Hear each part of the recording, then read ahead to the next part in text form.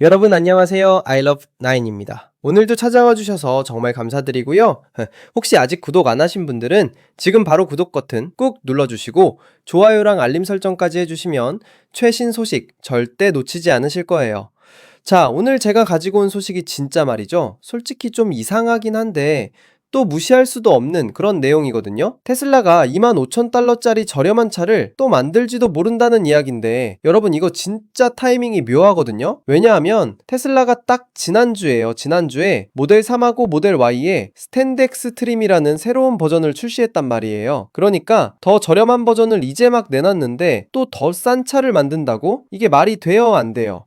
근데 이게 왜 이상하냐면요, 유럽 언론 매체인 36KR이라는 곳에서 먼저 이 소식을 터뜨렸거든요. 그 보도에 따르면 테슬라가 중국에서 두 가지 새로운 차량 프로젝트를 진행하기 시작했다는 거예요. 내부 코드명이 E41하고 D501이래요. 와, 코드명부터 벌써 뭔가 비밀스럽죠? 여기서 재밌는 게 뭐냐면요, 이 소식통들이 말하기를 이 새로운 프로젝트들의 일부 디자인이랑 검증 보고서가 현재 나와 있는 모델 Y하고 모델 3에서 물려받은 거라는 거예요. 그러니까 완전히 새로운 차를 만드는 게 아니라 기존 모델들의 좋은 점들을 그대로 가져와서 더 단순화시킨 버전을 만든다는 얘기죠.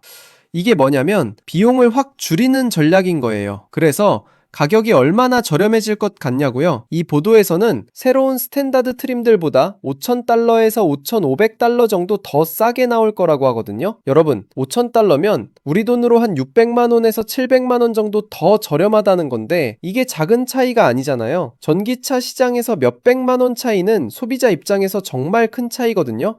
근데 여기서 가장 흥미로운 부분이 나와요. 이 새로운 모델들은 언제 출시되냐? 바로 새로운 스탠다드 모델들이 판매 기대치에 못 미칠 경우에만 출시된다는 거예요. 와, 이거 진짜 재밌는 전략 아니에요? 그러니까 플랜 B인 거죠. 테슬라가 지난주에 내놓은 스탠다드 트림들이 시장에서 반응이 안 좋으면 그때 가서 더 싼 버전을 꺼내겠다는 거예요. 뭔가 보험을 들어놓은 느낌? 근데 솔직히 말씀드리면요, 이 보도 자체가 좀 이상하긴 해요. 왜냐면 테슬라가 딱 일주일 전에 새로운 모델을 내놨는데 벌써 다음 플랜을 준비한다는 게 타이밍상 좀 앞뒤가 안 맞거든요. 그리고 테슬라가 지금 정말로 집중하고 있는 저렴한 차량은 따로 있어요. 바로 사이버캡이에요. 여러분, 사이버캡 기억하시죠? 그 완전 자율주행 택시 말이에요. 근데 또 반대로 생각해보면요, 완전히 말이 안 되는 건 또 아니에요. 왜냐면 모델 3하고 모델 Y의 새로운 스탠다드 버전보다 더 저렴한 차를 내놓을 가능성 자체는 있거든요. 테슬라가 시장 반응을 보면서 더 공격적인 가격 정책을 펼칠 수도 있는 거죠. 다만 지금으로서는 좀 현실성이 떨어져 보인다는 게 대체적인 반응이에요. 자, 여기서 우리가 주목해야 할 게 하나 더 있어요. 바로 지난달에 공개된 테슬라의 언박스드 프로세스 특허예요. 이게 뭐냐면요, 차를 만드는 완전히 새로운 방식인데요, 딱 지난달에 이 특허가 공개됐거든요. 그리고 이 특허 내용을 보면 누가 봐도 사이버캡을 위한 기술이라는 게 명백했어요. 왜냐하면 특허 문서에 사용된 언어 자체가 더욱 간소화되고 효율적인 생산과 제조를 지향하는 내용으로 가득했거든요. 테슬라는 이 언박스드 프로세스를 반드시 도입해야 해요. 왜냐고요? 사이버캡에 대한 수요가 엄청날 것으로 예상되거든요. 그 수요를 맞추려면 생산 방식 자체를 혁신해야 하는 거예요. 이 언박스드 프로세스를 쓰면 차량 확장 생산이 훨씬 쉬워진다고 해요. 그러니까 더 빠르게, 더 많이, 더 효율적으로 만들 수 있다는 거죠. 그리고 사이버캡은 계속해서 3만 달러 미만, 그러니까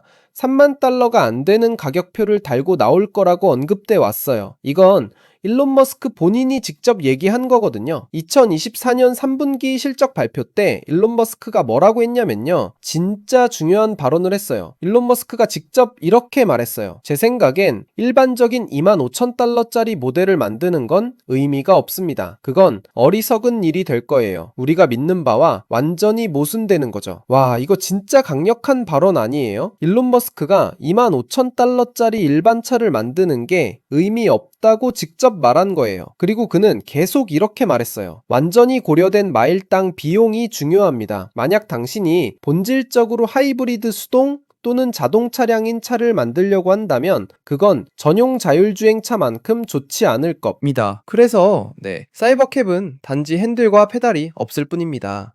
여러분 이거 무슨 말이냐면요. 일론 머스크는 전통적인 방식의 저렴한 차를 만드는 것보다 완전 자율주행 차량을 만드는 게 훨씬 더 가치 있다고 보는 거예요. 왜냐하면 마일당 실제 비용을 따져봤을 때 자율주행 차량이 훨씬 경제적이라는 거죠. 사람이 직접 운전하는 차는 아무리 싸게 만들어도 자율주행 차량의 효율성을 따라잡을 수 없다는 논리예요. 그래서 사이버캡은 아예 핸들도 없고 페달도 없는 완전 자율주행 전용 차량으로 나올 거라고 확실하게 못 박은 거죠. 이게 2024년 3분기 실적 발표 때 나온 발언이니까 비교적 최근 발언이고 일론 머스크의 확고한 의지가 담겨 있는 거예요. 그러니까 정리해보면요. 지금 나온 36KI의 보도는 솔직히 좀 의문스러운 부분이 많아요. 타이밍도 이상하고 일론 머스크가 직접 일반적인 저가 모델은 의미 없다고 말한 것도 있고요. 테슬라가 지금 집중하고 있는 건 분명히 사이버캡이거든요. 언박스드 프로세스 특허도 사이버캡을 위한 거고요. 하지만 동시에 테슬라가 중국 시장에서 뭔가 다른 전략을 준비하고 있을 가능성도 완전히 배제할 수는 없어요. E41하고 D502라는 코드명이 실제로 존재하는 프로젝트일 수도 있고 정말로 새로운 스탠다드 모델들이 기대에 못 미칠 경우를 대비한 백업 플랜일 수도 있거든요. 기업들은 항상 플랜 B, 플랜 C를 준비하니까요. 특히 중국 시장은 전기차 경쟁이 정말 치열하잖아요. BYD 같은 현지 업체들이 엄청 공격적인 가격으로 시장을 공략하고 있고 테슬라 입장에서는 중국 시장을 지키는 게 정말 중요하거든요. 그래서 혹시 모를 상황에 대비해서 더 저렴한 모델을 준비해 두는 게 전략적으로 말이 될 수도 있어요. 근데 지금 시점에서는 이게 실현될 가능성이 높아 보이지는 않아요. 왜냐하면 테슬라가 방금 막 새로운 스탠다드 트림을 내놨고 일론 머스크의 발언도 명확했고 회사의 전체적인 방향성이 자율주행 차량 쪽으로 가고 있으니까요. $5,000에서 $5,500를 더 깎은 모델을 내놓는다는 것도 수익성 측면에서 과연 테슬라한테 이득이 될지 의문이고요. 그리고 여러분 테슬라의 전략을 보면 단순히 저렴한 차를 만드는 게 목표가 아니에요. 혁신적인 기술로 시장을 선도하는 게 목표거든요. 일론 머스크가 왜 일반적인 $25,000 모델이 의미 없다고 했겠어요. 그냥 값싼 차 하나 더 만드는 것보다 완전히 새로운 개념의 자율주행 차량을 만드는 게 테슬라의 철학에 맞는 거죠. 결국 이번 보도는 흥미롭긴 하지만 현실성은 좀 떨어진다는 게 제 생각이에요. 물론 테슬라는 항상 우리 예상을 뒤엎는 회사니까 뭐가 나올지는 지켜봐야겠지만요. 지난주에 나온 모델 3하고 모델 Y 스탠다드 트림의 시장 반응을 먼저 봐야 할 것 같고 그 반응에 따라서 테슬라가 다음 수를 어떻게 둘지 결정하겠죠. 여러분은 어떻게 생각하세요? 테슬라가 정말로 더 저렴한 모델을 또 내놓을까요? 아니면 그냥 사이버캡에만 집중할까요? 댓글로 여러분 생각 꼭 들려주세요. 자, 오늘 영상 여기까지입니다. 테슬라의 $25,000 차량 프로젝트 재추진 가능성에 대해 알아봤는데요. 앞으로도 아이러브9에서 계속 최신 소식 빠르게 전해드릴게요. 영상 재밌게 보셨다면 좋아요 버튼 꾹 눌러주시고요. 구독하고 알림 설정까지 해주시면 다음 영상에서 또 만나뵐 수 있습니다. 그럼 다음 영상에서 만나요. 안녕.